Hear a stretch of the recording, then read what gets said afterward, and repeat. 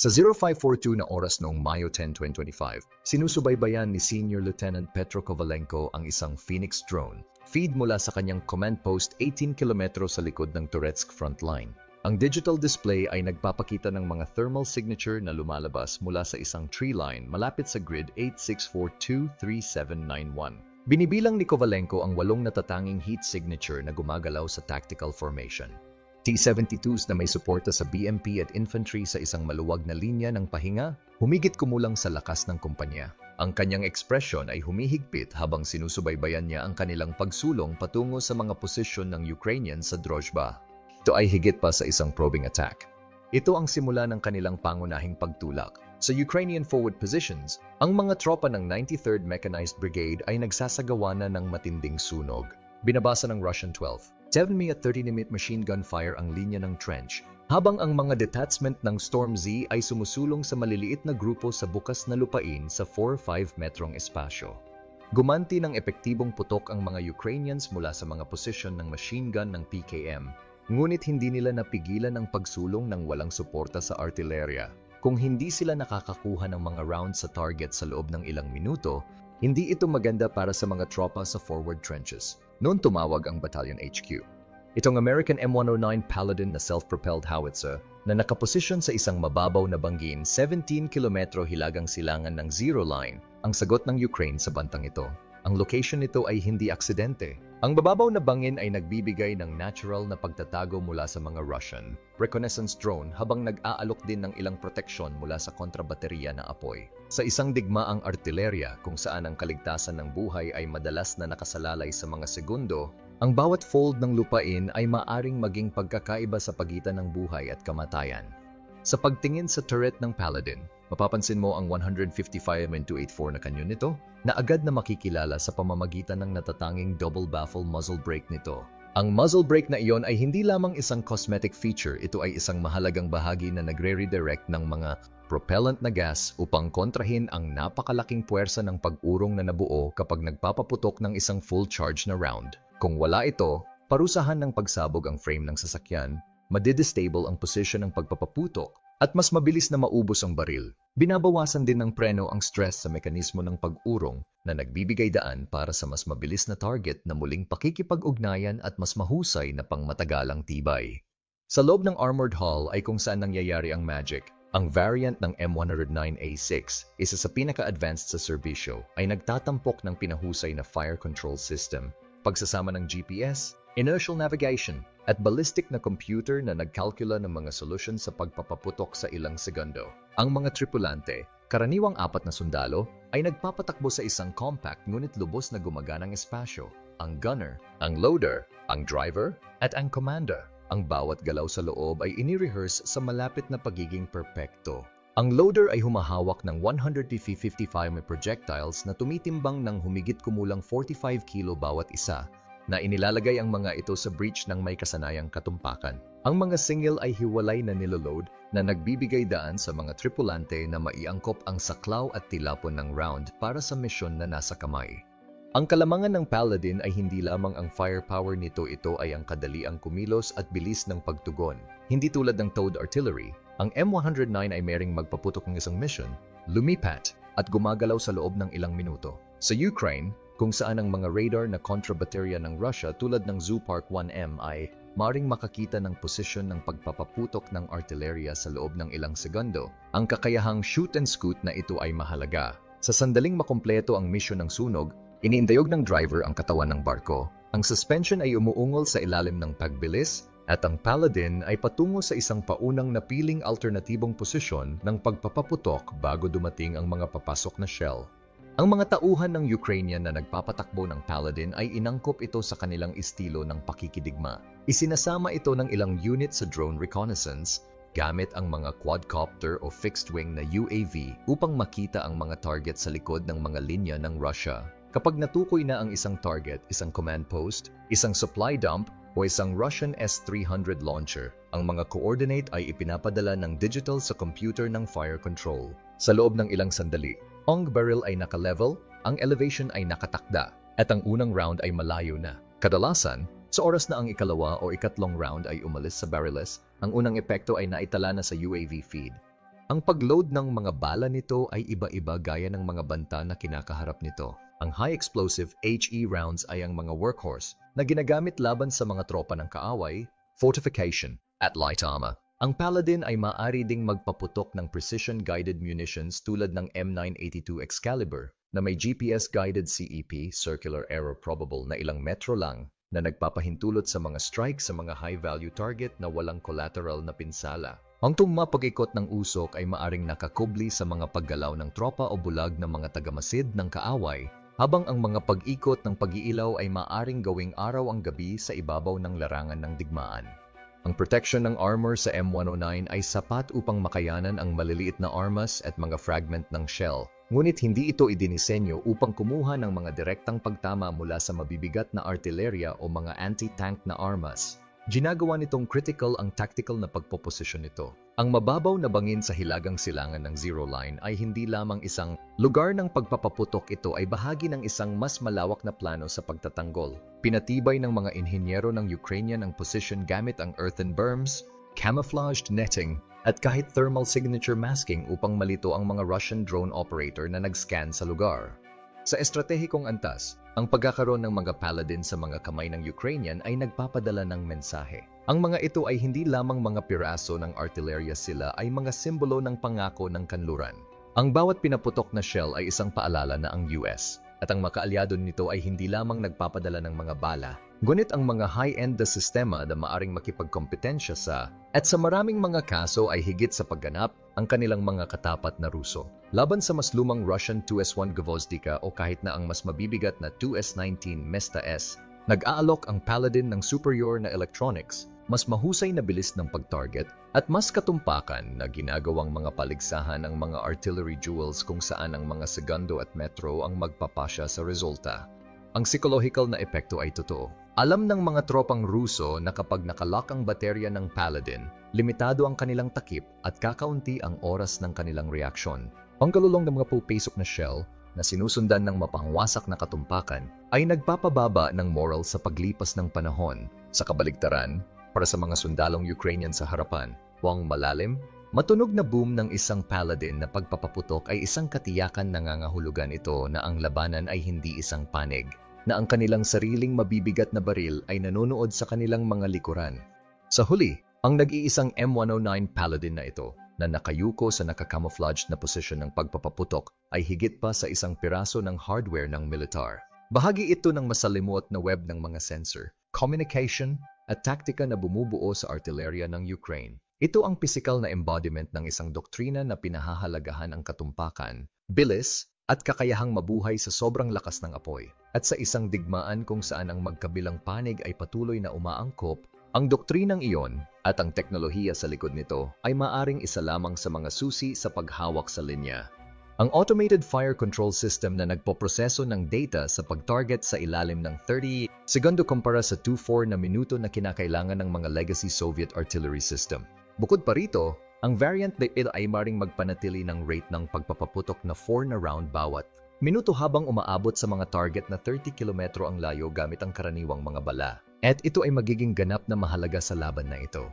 Sa 06:01 oras, si Maxim Boyko, ang Paladin commander, ay tumatanggap ng firing coordinate mula sa koponan ni Kovalenko. Ang gunner ay naglalagay ng target na data para sa 8 sasakyang gumagalaw sa hilagang kanluran sa bilis na 22 kilometro bawat oras. Wala nang ilang segundo ang crew. Ang mga detachment ng Ruso ng Storm Z ay tumaytalon na sa mga posisyon sa Ukrainian forward. Hindi magtatagal bago mahuli ang baluti. Sa 06:12 na oras, inaayos ng Phoenix drone operator ang kanyang landas sa paglipad upang mapanatili ang pinakamainam na pagmamasid ng eksaktong 750 metro sa itaas ng larangan ng digmaan.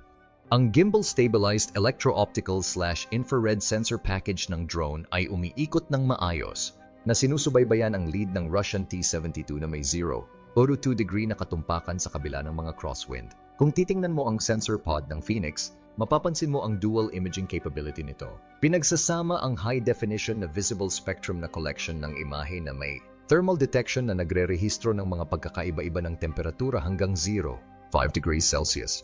Ito ay nagbibigay daan sa malinaw na discrimination sa target kahit na sa pamamagitan ng maliwanag na fog sa umaga na naninirahan sa mga bukid ng trigo.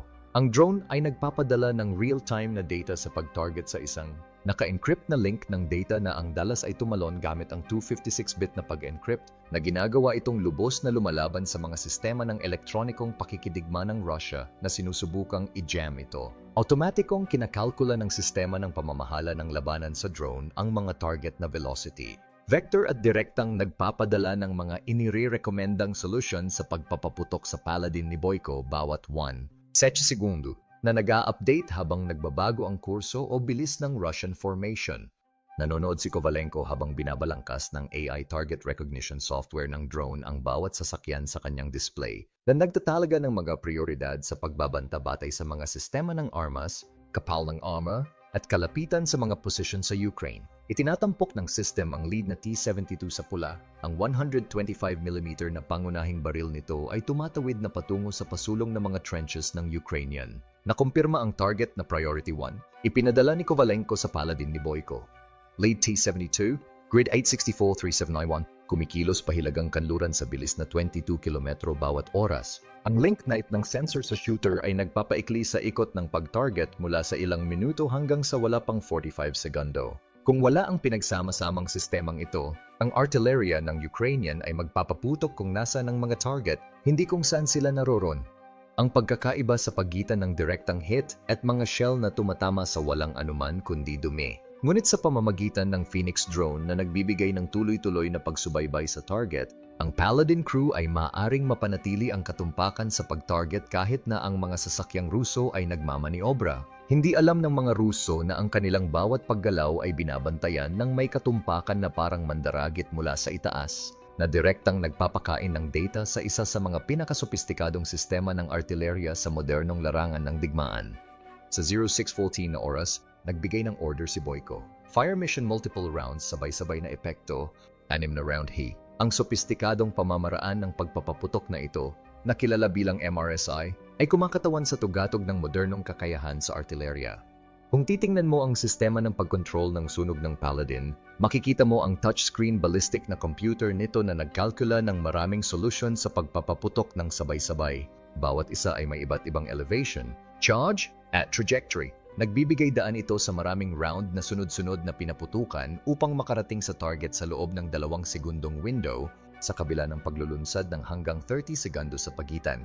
Ang fire control system ay mabilis na nagpoproseso ng 134 environmental variable, kabilang ang temperatura ng pulbos, pagkasuot ng barriles, meteorological data, at maging ang pag-ikot ng Earth sa kanilang kasalukuyang latitude.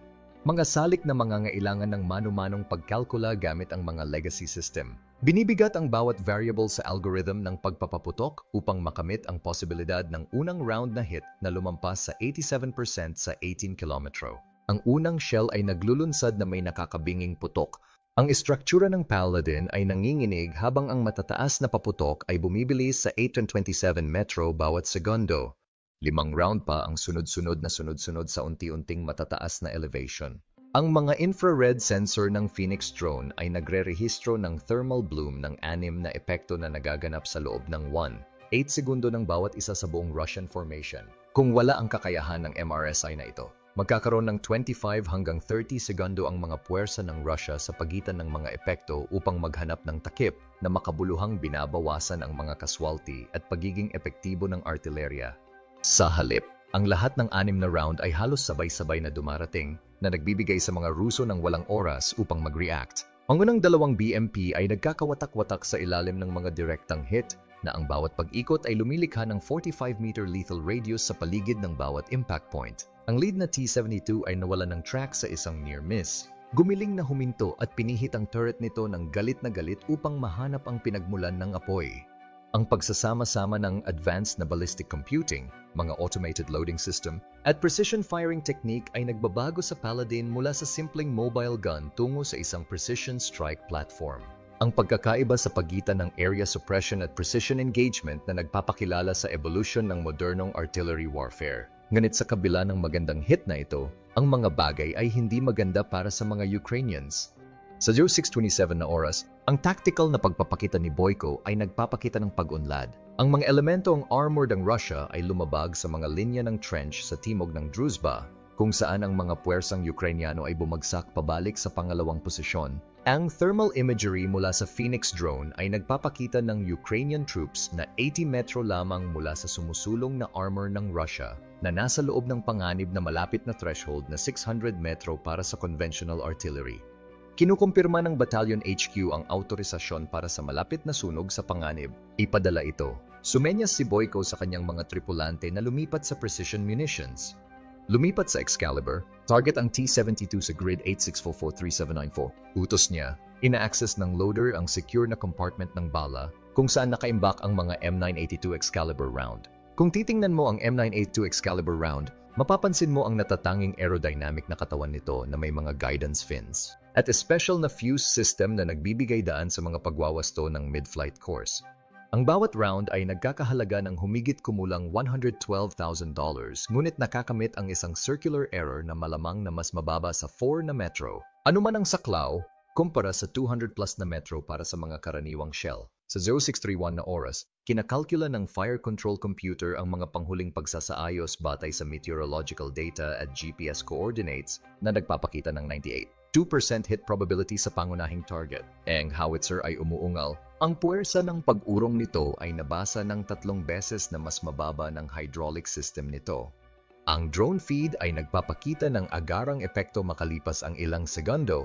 Ang unang Russian T-72 ay namumuo habang ang precision-guided strike ay tumama sa turret nito na may mas mababa sa 0. 7 metrong paglihis mula sa layuning punto. 3 pang Excalibur round ang nakakahanap ng kanilang mga marka na may katulad na katumpakan sa susunod na 90 segundo na nagne-neutralize ng 2 pang tangke at isang BMP command vehicle. Kung wala ang katumpakang kakayahan na ito, ang mga tagapagtanggol ng Ukrainian ay mapipilitang mag-withdraw kaysa sa mga casualty sa sunog na madaling gamitin sa panganib mula sa mas malawak na pattern ng dispersion ng conventional artillerya.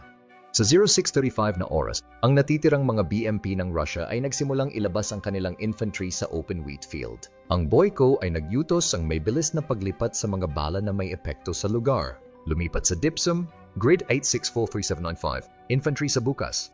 Ang gunner ay naglalagay ng bagong target na data habang ang loader ay lumilipat sa M483A1 Dipsum cluster rounds. Ang bawat shell ay naglalaman ng 88 dual-purpose bomblets na nakakalat sa isang 30-meter diameter na lugar. Ang bawat M42-M46 bomblet ay pinagsasama ang hugis na charge at fragmentation effect na tumatagos ng hanggang 7 pulgada ng armor habang lumilikha ng nakamamatay na radius ng fragmentation na 15 metro laban sa mga tauhan. Kinakalkula ng fire control system ang pinakamainam na burst altitude na 50 metro para sa maximum na saklaw. 4 na Dipsum rounds ang bumabad sa 900 square meter area kung saan sinusubukan ng Russian infantry na magtatag ng isang mabilis na posisyon sa pakikipaglaban. Ang napirma ng drone na infrared ay nagpapakita ng dos-dosi ng mga thermal bloom habang ang mga bomblet ay sumasabog na may isang BMP na hindi kumikilos sa pamamagitan ng maraming pagtagos ng mas magaan nitong tuktok na baluti. Ang traditional na artillerya ay mangangailangan ng 8 to 10 conventional na pag-ikot upang makamit ang katulad na saklaw ng lugar na nagbibigay ng oras sa mga puwersa ng kaaway upang maabot ang saklaw sa pagitan ng mga epekto. Ang mabilis na paglipat na ito sa pagitan ng mga precision strike at mga epekto sa lugar mula sa isang sistema ng armas ay nagpapakita ng tactical na flexibility ng Paladin sa pagtugon sa maraming uri ng pagbabanta ng sabay-sabay. Kung wala ang kakayahang ito na mabilis na magpalipat-lipat sa pagitan ng mga uri ng bala, kakailanganin ng mga puwersang Ukrainian ang magkahiwalay na sistema ng baril para sa mga tungkuling anti-armor at anti-personnel na makabuluhang binabawasan ang kanilang pagiging epektibo sa pakikipaglaban gamit ang mga magagamit na mapagkukunan. Ngunit hindi nila alam na ang Paladin nila ay malapit ng mahuli. Sa 0642 na oras, na-detect ng mga electronic warfare sensor sa Paladin ng Boyko ang Russian counter-battery radar na uma-activate mula sa grid 8721-3807. Ang EW panel ay nagpapakita ng mga katangian ng frequency pattern ng isang Zoopark 1 radar na aktibong nag-scan sa 1416 GHz na may 45-degree na sweep pattern. Pag-alis ka agad, utos ni Boyko. Ang mga tripulante ay nanatili sa kanilang kasalukuyang posisyon sa pagpapaputok ng 3 minuto na mas mahaba kaysa sa dapat nilang gawin. Sa wala pang 60 segundo, magkakaroon ng sapat na data sa pag-target ang mga Russian counter-battery unit para magsimulang umulan ng puot at kawalang kasiyahan sa kanilang posisyon. Ang commander ng sasakyan ay sumenyas para sa agarang pag-alis habang ginagamit ng driver ang 675 horsepower turbocharged diesel engine. Automatikong kinakalkula ng navigation system ang pinakamainam na ruta patungo sa nakaplanong alternatibong posisyon na 3800 metro sa timog kanluran na may tinantiang oras ng pagbibiyahe na 87 segundo sa kanilang pinakamataas na bilis na 61 kilometro bawat oras. Ang 27 5 toneladang sasakyan ay bumagsak sa isang maliit na kinatatayuan ng mga puno. Ang mga sanga ay kumakayod sa armored hull na na-rate na makatiis ng 14 5mm rounds sa artillery shrapnel. Matatagpuan sa ilalim ng sasakyan, ang hydropneumatic suspension system nito ay sumisipsip sa epekto ng rough terrain habang pinapanatili ang pagkakahanay ng fire control system na nagpapahintulot sa Paladin na ipagpatuloy ang pagpapaputok sa loob ng 60 segundo ng paghinto. 94 segundo lamang pagkatapos umalis sa kanilang nakompromisong posisyon, ang mga artillery round ng Russia ay nakakaapekto sa kanilang dating location. Isang nakamamatay na pag-ulan ng 152mm shell na malamang na sumira sa Paladin at sa mga tauhan nito kung sila ay nanatiling nakatigil. Sa pamamagitan ng 7:05 na oras pagkatapos ng 51 minuto ng labanan, sinuri ni Boyko ang larangan ng digmaan sa pamamagitan ng paningin ng kanyang commander. 3 tangke ng Russia ang nasusunog sa open field. Ang kanilang malalaking silweta ay halos hindi nakikita sa kumikinang na ulap ng tag-init. Bawat isa ay nakaposisyon sa mga distansyang mula 17.5 hanggang 18.4 kilometro mula sa Ukrainian forward line. Mula sa hanay na iyon, ang epekto na sumisira sa kanila ay hindi sinasadya o improvised. Ito ay sinadya, kinakalkula, at naisakatuparan sa uri ng katumpakan na nagmumula sa mga linggo, kung hindi buwan, ng intelligence gathering at artillery na coordination. Ang mga itim na haligi ng usok ay tumataas patungo sa langit, umaakyat sa humigit kumulang 300 metro bago hinila ng hangin na bumubuo ng mga baluktot, mamantika na mga balahibo na nagmamarka ng kanilang kamatayan sa larangan ng digmaan. Mas malapit sa mga trenches ng Ukrainian, ang mga labi ay nagsasabi ng isang mas kilalang kilala at magulong kwento. 5 BMP infantry fighting vehicle, mga armored workhorse ng Russian motor rifle units, ngayon ay nabasag at nasunog. Ang kanilang mga baluktot na kasko ay nagkalat sa isang 400-meter arc. Ang pagsulong ng formation ay nagdulot sa kanila ng mapanganib na paglapit sa ilang mga kaso sa loob ng maliit na hanay ng mga armas sa mga posisyon ng Ukrainian. Ang kalapit na iyon ay nagmumungkahi ng isa sa dalawang posibilidad. Alinman sa mga BMP na ito ay nagtangka ng isang pangwakas na pagtulak upang labagin ang linya ng trench o sila ay nahuli sa isang desperadong pag-urong at pinutol bago sila makaalis.